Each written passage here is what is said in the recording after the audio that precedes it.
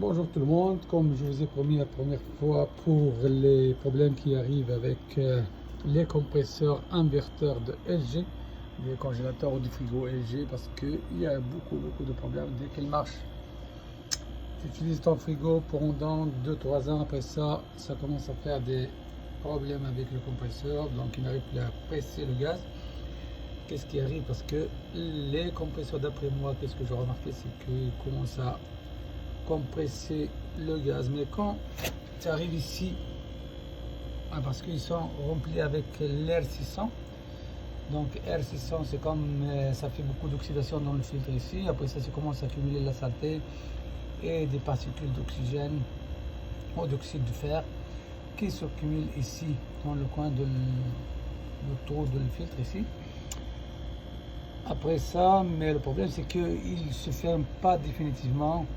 Alors il se ferme graduellement, petit à petit, jusqu'à que le compresseur n'arrive plus à presser le gaz. Mais parce que qu'est-ce qui est arrivé, c'est que dans le piston intérieur de compresseur, il y avait une membrane qui s'appelle la membrane d'anti-retour. Donc avec la chaleur, cette matière où c'était composé, où c'était fabriqué, la membrane est un peu pas très résistant à la chaleur. Donc que ce soit il soit perforé, que ce soit il soit déformé, alors il ne bloque plus le gaz pour passer de l'autre côté d'une partie qui est basse pression à haute pression, mais ce qui fait que le compresseur, c'est-à-dire le piston, commence à tourner, c'est comme dans le vide.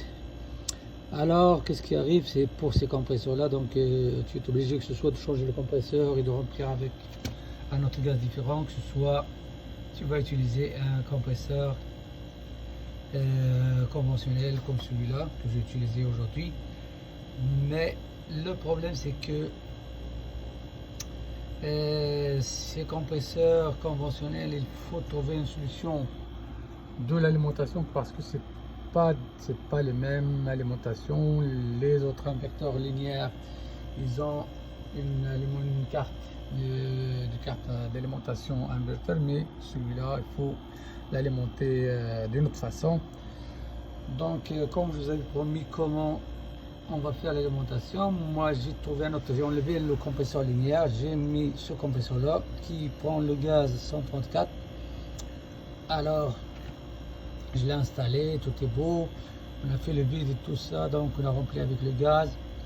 Après ça, on a passé à l'alimentation. Donc l'alimentation, comment ça se fait, c'est que le problème ici en bas, tu ne vas pas trouver par exemple 110 volts pour alimenter celui-là qui est alimenté à 110 par rapport à l'autre qui est à 220-250 volts.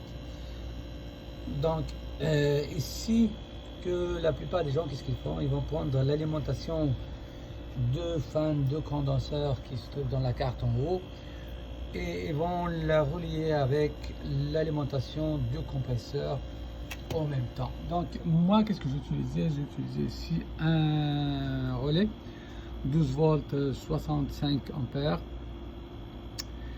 qu'on peut trouver dans les autos, dans les voitures, dans les camions, n'importe quoi là. Donc où tu peux aller acheter ce relais n'importe où. Donc alors moi, qu'est-ce que j'ai fait? J'ai pris l'alimentation de compresseur ici qui était là, donc les fils qui sont en bas déjà pour l'inverteur, j'ai pris 2 fils là-bas. Alors j'ai relié un avec le négatif de moteur ici, le négatif d'alimentation de la carte, je l'ai relié directement pour qu'il s'en va en bas avec le compresseur, et le deuxième fil qui va aller dans le relais de compresseur, il va aller dans le relais ici de 12 volts. Mais pour alimenter le relais directement, donc tu dois l'alimenter avec que ce soit la fan d'évaporateur ou de condenseur, mais la plus utilisable c'est la fan de condenseur, parce que la fan d'évaporateur, dès que tu ouvres la porte, il va s'éteindre, il va s'arrêter. Donc ça va pas, c'est pas bon de faire démarrer, arrêter le compresseur au moment d'ouverture, de la fermeture de la porte. Donc c'est pour ça on l'a fait directement avec, je l'ai fait alimenter avec la fan de refroidissement de condenseur ici. Donc il était ici. Donc l'alimentation pour la fan, si tu cherches selon le programme ici, tu vas trouver que c'était dans l'alimentation qui était en haut ici. Donc tu vas prendre les 3 fils, mais tu vas prendre 2 fils pour les allier directement avec le relais ici pour qu'il soit marché, pour qu'il marche avec le compresseur. Donc dès que tu mets la prise, donc il va faire actionner la fan, et la fan automatiquement va actionner aussi le compresseur en même temps parce que c'était alimenté en parallèle avec la fan. Donc le compresseur et la fan sont alimentés en parallèle, donc il va marcher directement. La seule chose qu'il faut faire attention avec, c'est que de temps en temps quand tu mets la prise, et si tu n'as pas bien choisi les fils convenables ici de la fan, parce que c'est comme la première alimentation de la fan ici, il y a une deuxième alimentation. Première alimentation, c'est qui va aller directement pour activer les 6 volts de compresseur, mais les 6 volts ou 8 volts,